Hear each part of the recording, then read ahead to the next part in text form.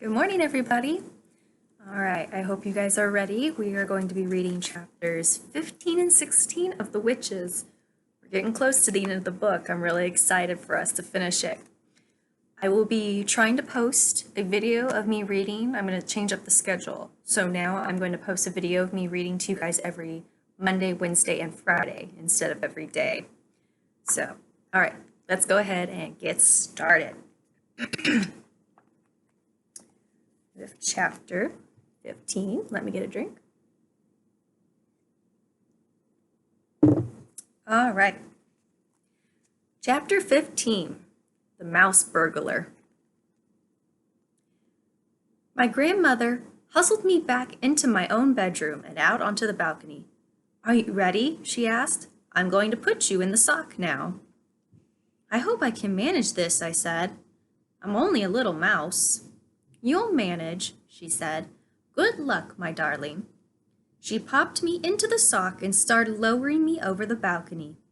I crouched inside the sock and held my breath. Through the stitches, I could see out quite clearly. Miles below me, the children playing on the beach were the size of beetles. The sock started swinging in the breeze. I looked up and saw my grandmother's head sticking out over the railings of the balcony above. "You're nearly there," she called out. "Here we go. Gently does it. And you're down." I felt a slight bump. "In you go," my grandmother was shouting. "Hurry, hurry, hurry, search the room." I jumped out of the sock and ran into the Grand High Witch's bedroom.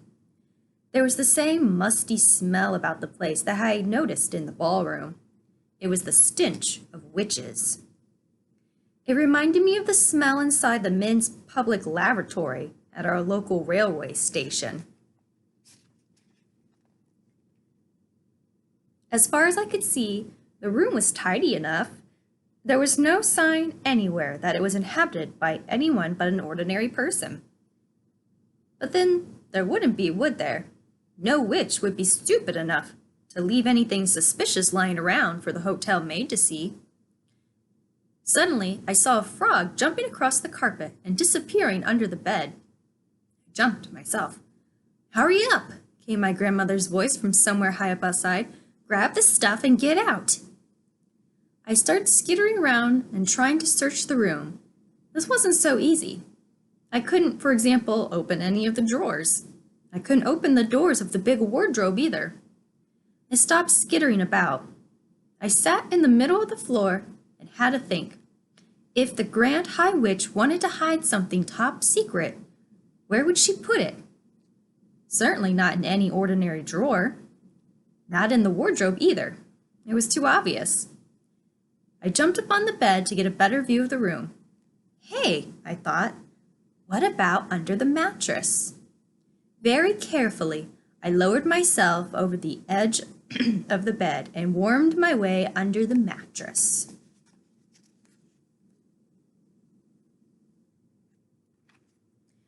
I had to push forward hard to make any headway, but I kept at it. I couldn't see a thing. I was scrambling about under the mattress when my head suddenly bumped against something hard inside the mattress above me. I reached up and felt it with my paw. Could it be a little bottle? It was a little bottle. I could trace the shape of it through the cloth of the mattress. Right alongside it, I felt another hard lump, and another, and another. The Grand High Witch must have split open the mattress and put all the bottles inside and then sewn it up again. I began tearing away frantically at the mattress cloth above my head with my teeth. My front teeth were extremely sharp, and it didn't take me long to make a small hole. I climbed into the hole and grabbed a bottle by the neck. I pushed it down through the hole in the mattress and climbed out after it. Walking backwards and dragging the bottle behind me, I managed to reach the edge of the mattress. I rolled the bottle off the bed onto the carpet. It bounced, but it didn't break. I jumped down off the bed. I examined the little bottle.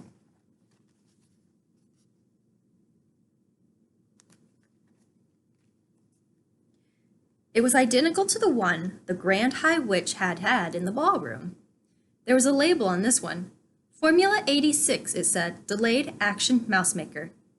Then it said, this bottle contains 500 doses. Eureka! I felt tremendously pleased with myself. 3 frogs came hopping out from under the bed. They crouched on the carpet, staring at me with large black eyes. I stared back at them. Those huge eyes were the saddest things I had ever seen. It suddenly occurred to me that almost certainly once upon a time they had been children, those frogs, before the Grand High Witch had got hold of them. I stood there clutching the bottle and staring at the frogs. "Who are you?" I asked them. At that exact moment, I heard a key turning in the lock of the door, and the door burst open, and the Grand High Witch swept into the room. The frogs jumped underneath the bed again in one quick hop. I darted after them, still clutching the bottle, and I ran back against the wall and squeezed in behind one of those bedposts. I heard feet walking on the carpet. I peeped round the bedpost. The 3 frogs were clustered together under the middle of the beds. Frogs cannot hide like mice. They cannot run like mice either. All they can do, poor things, is to hop about rather clumsily. Suddenly, the Grand High Witch's face came into view, peering under the bed. I popped my head back behind the bedpost. "So there you are, my little froggies," I heard her saying. "You can stay where you are until I go to bed tonight. Then, tomorrow I shall throw you out the window and the seagulls can have you for supper." Suddenly, very loud and clear, there came the sound of my grandmother's voice through the open balcony. "Hurry up, my darling," it shouted. "Do hurry up. You better come out quickly." "Who is calling?" snapped the Grand High Witch. I peeped round the bedpost again and saw her walking across the carpet to the balcony door. "Who is this on my balcony?" she muttered. "Who is it? Who dares to trespass on my balcony?" She went through the door onto the balcony itself.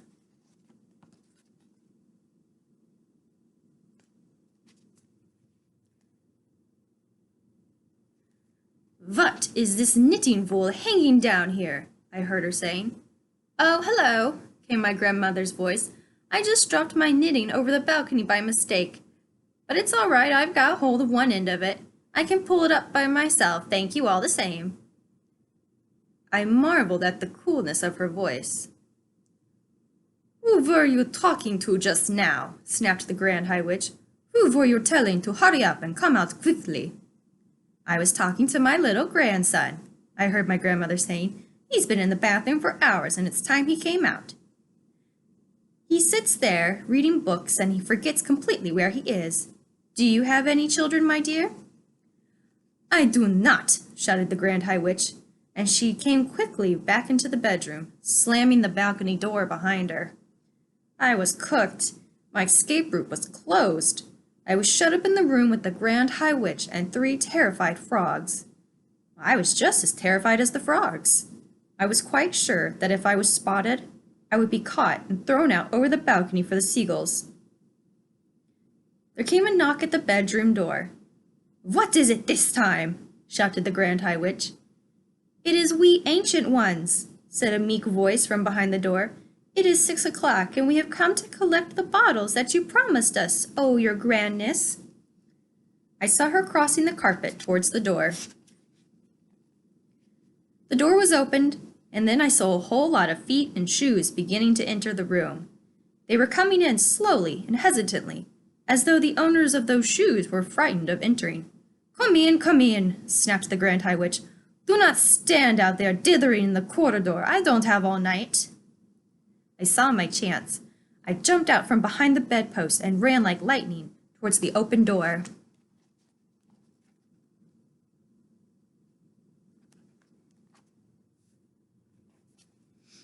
I jumped over several pairs of shoes on the way, and in 3 seconds I was out in the corridor, still clutching the precious bottle to my chest. No one had seen me. There were no shouts of "Mouse! Mouse!" All I could hear were the voices of the ancient witches, burbling their silly sentences about How kind your grandness is, and all the rest of it. I went scampering down the corridor to the stairs and up one flight.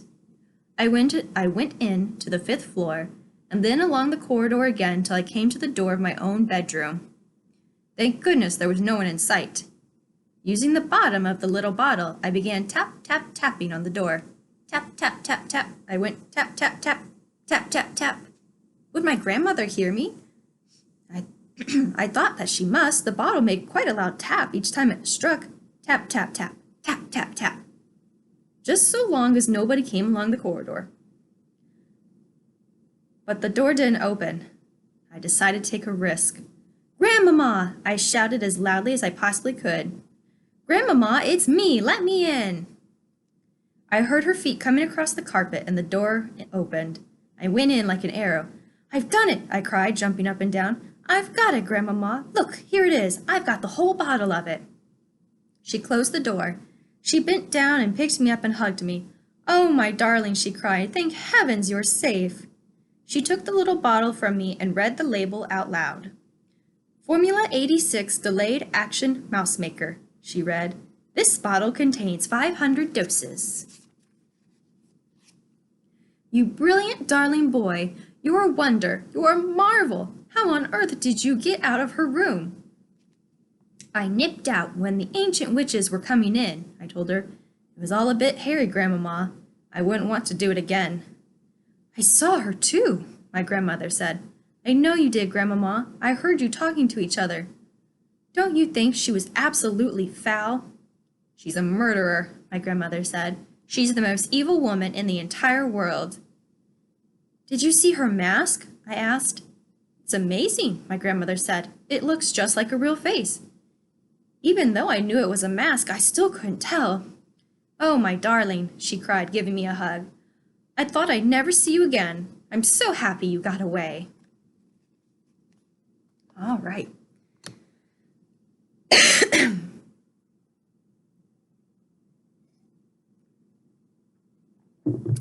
All right, chapter 16. Mr. and Mrs. Jenkins meet Bruno. My grandmother carried me back into her own bedroom and put me on the table. She set the precious bottle down beside me. What time are those witches having supper in the dining room? She said. 8 o'clock, I said. She looked at her watch. It is now 6:10, she said. We've got until 8 o'clock to work out our next move. Suddenly her eye fell upon Bruno. He was still in the banana bowl on the table. He had eaten 3 bananas and was now attacking a 4th. He had become immensely fat. That's quite enough, my grandmother said, lifting him out of the bowl and putting him on the tabletop. I think it's time we return this little fellow to the bosom of his family. Don't you agree, Bruno?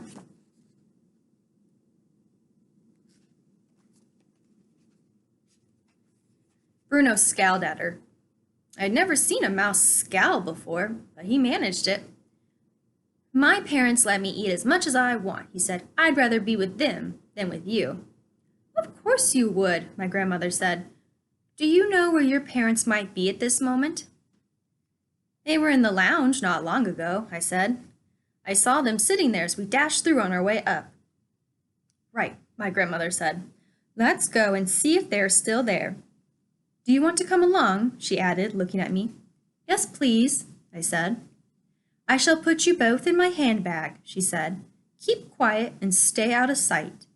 If you must peep out now and again, don't show more than your nose. Her handbag was a large, bulgy black leather affair with a tortoise-shell clasp. She picked up Bruno and me and popped us into it. I shall leave the clasp undone, she said, but be sure to keep out of sight. I had no intention of keeping out of sight. I wanted to see everything. I seated myself in a little side pocket inside the bag near the clasp, and from there I was able to poke my head out whenever I wanted to. Hey, Bruno called out, give me the rest of that banana I was eating. Oh, all right, my grandmother said. Anything to keep you quiet. She dropped the half-eaten banana into the bag and then slung the bag over her arm and marched out of the room and went thumping along the corridor with her walking stick. We went down in the lift to the ground floor and made our way through the reading room to the lounge. And there, sure enough, sat Mr. and Mrs. Jenkins in a couple of armchairs, with a low, round, glass-covered table between them. There were several other groups in there as well, but the Jenkinses were the only couple sitting alone. Mr. Jenkins was reading a newspaper. Mrs. Jenkins was knitting something large and mustard-colored. Only my nose and eyes were above the clasp of my grandmother's handbag, but I had a super view. I could see everything. My grandmother, dressed in black lace, went thumping across the floor of the lounge and halted in front of the Jenkins table. "Are you Mr. and Mrs. Jenkins?" she asked. Mr. Jenkins looked at her over the top of his newspaper and frowned. "Yes," he said, "I am Mr. Jenkins. What can I do for you, madam?" "I'm afraid I have some rather alarming news for you," she said. "It's about your son, Bruno." "What about Bruno?" Mr. Jenkins said. Mrs. Jenkins looked up but went on knitting. "What's the little blighter been up to now?" Mr. Jenkins asked. "Raiding the kitchen, I suppose." "It's a bit worse than that," my grandmother said. "Do you think we might go somewhere more private while I tell you about it?" "Private?" Mr. Jenkins said. "Why do we have to be private?" "This is not an easy thing for me to explain," my grandmother said. "I'd much rather we all went up to your room and sat down before I tell you any more." Mr. Jenkins lowered his paper. Mrs. Jenkins stopped knitting. "I don't want to go up to my room, madam," Mr. Jenkins said. "I'm quite comfortable here, thank you very much."